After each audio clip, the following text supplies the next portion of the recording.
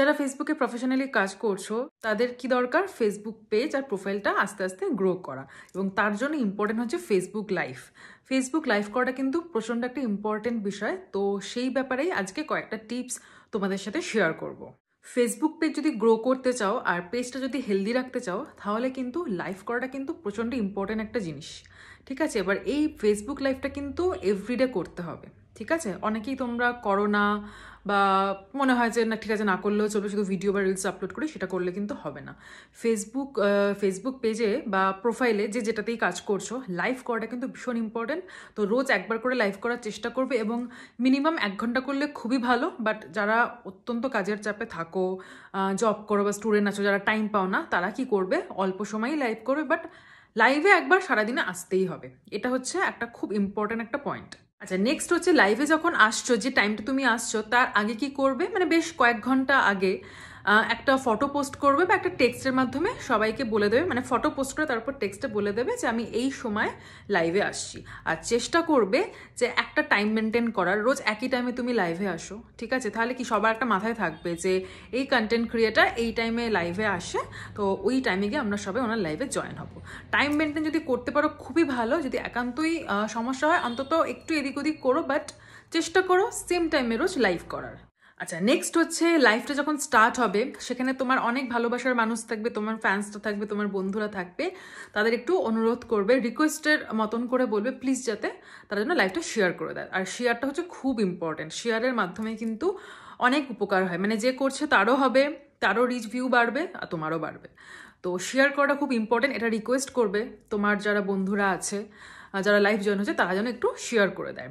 Next হচ্ছে যারাই comment করছে, তোমার লাইভে কমেন্ট করছে, তাদের কিন্তু অ্যান্সার দেওয়ার চেষ্টা করবে, মানে প্রতিজনের নাম ধরে তাকে ওয়েলকাম জানাবে, তার সাথে ভালো করে কথা বলবে, সে যেটা কোয়েশ্চেন করছে সেটার অ্যান্সার দেবে। Normal good morning, good evening, বা সে যদি কোনো কোয়েশ্চেন করে অসুবিধায় পড়ে, সেটা কিন্তু ভালোভাবে অ্যান্সার দেওয়ার চেষ্টা করবে। মানে আমি শুধু লাইভ খুলে বসে থাকলাম আর সবাই এখানে কোয়েশ্চেন করে গেলে আমি জাস্ট পাত্তা দিলাম না, এটা করলে কিন্তু হবে না। এতেও কিন্তু অনেকে মাইন্ড করে, তারা কিন্তু পরবর্তীকালে তোমার লাইভে আর জয়েন করবে না। তো যতটা পারবে চেষ্টা করবে সবার অ্যান্সার করা। আর যদি মানে অসংখ্য লোক এসে কন্টিনিউয়াসলি তোমার মেসেজ করে যাচ্ছে, তুমি হয়তো দেখতে পাচ্ছ না, সেটার জন্য মানে বলবে যে ক্ষমা চেয়ে নিও, সরি বলে নিও যে সবার মেসেজটা আমি দেখতে পাচ্ছি না। যাদের আর কি লাইভে প্রচুর মানুষ জয়েন হয় তাদের জন্য বললাম, আর যাদের মোটামুটি একটা নর্মাল ওয়েতে জয়েন হচ্ছে, মানে কম সংখ্যার মানুষ আছে, তাদের ক্ষেত্রে কোনো অসুবিধা হওয়ার কথাই না। তো তারা কিন্তু এই জিনিসটা মেনটেন করবে। ঠিক আছে। আচ্ছা, নেক্সট হচ্ছে একটা পিন কমেন্ট করে দেবে। পিন কমেন্টে তোমার যেটা ক্যাপশন, মানে সেদিনকার তুমি যেটা বলতে চাইছো, একটা হয় না এক এক দিনের এক একটা বিষয় থাকে, তো সেটা লিখে দেবে। আর একটা হচ্ছে লাইভটা যখন শুরু হবে, সেটার ক্যাপশনে ডেসক্রিপশন বা ক্যাপশন যেটাকে বলো, মানে লাইভটা শুরু হওয়ার আগে যেটা লিখে নিতে হয়, সেখানে একটা ওরকম টাইটেল দেবে বা ক্যাপশন দেবে, তার সাথে কয়েকটা যেটা ভাইরাল যে হ্যাশট্যাগুলো হয় সেগুলো কিন্তু অ্যাটাচ করে দেবে। আচ্ছা, নেক্সট একটা পয়েন্ট হচ্ছে অনেক ফুলের বাগানের মালিক পাবে, তারা তোমাকে হেল্প করার জন্যই আসবে। ঠিক আছে, এবং তারা তোমাকে অনেক ফুলের ভালোবাসা দেবে। তো যারা ফুলের ভালোবাসা দিচ্ছে সেটা কিন্তু অনেক অনেক বেশি ইম্পর্টেন্ট, তাদের কিন্তু তোমাকে স্পেশাল গ্রিট করতেই হবে। হ্যাঁ, মানে এতটা তোমাকে সাপোর্ট করছে, সবাই করছে, যারা জয়েন করছে তারা সবাই সাপোর্ট করছে, কিন্তু যে তোমার শেয়ার করছে, যে ফুলের ভালোবাসা দিচ্ছে, ঠিক আছে, তারা কিন্তু তোমার কাছে সত্যি খুব স্পেশাল।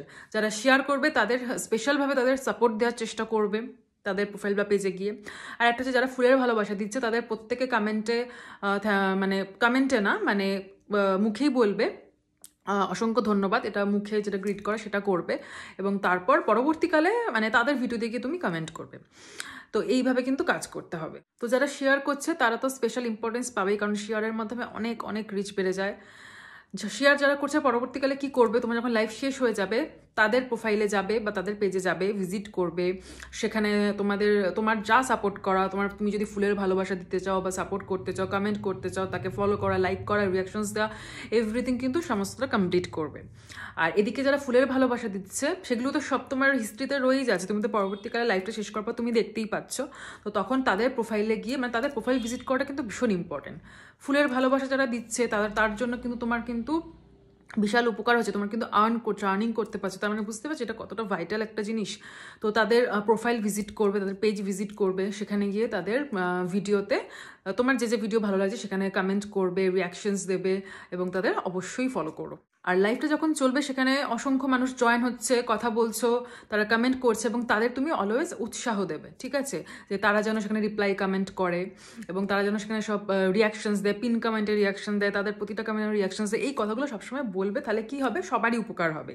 শুধু সবসময় কিন্তু নিজের কথা ভেবে যদি কাজ করো ফেসবুকে, তাহলে কিন্তু কাজ করো না, কোনোদিনও সাফল্য পাবে না।